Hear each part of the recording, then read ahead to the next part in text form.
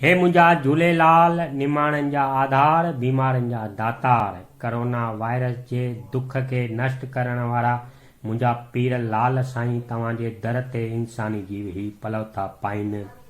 अॼु सॼी दुनिया वारनि जो पलव अथव, तव्हांजे बचिड़े केवल नेनवानी जो पलव अथव, प्रधानमंत्री नरेंद्र मोदीअ जो पलव अथव, सांसद शंकर लालवानी जो पलव अथव, मंसूर नगर पालिका जे अध्यक्ष राम कोटवानी जो पलव अथव। हे मुंहिंजा लाल साईं, करोना वायरस खे भॼाए ख़तमु कयो।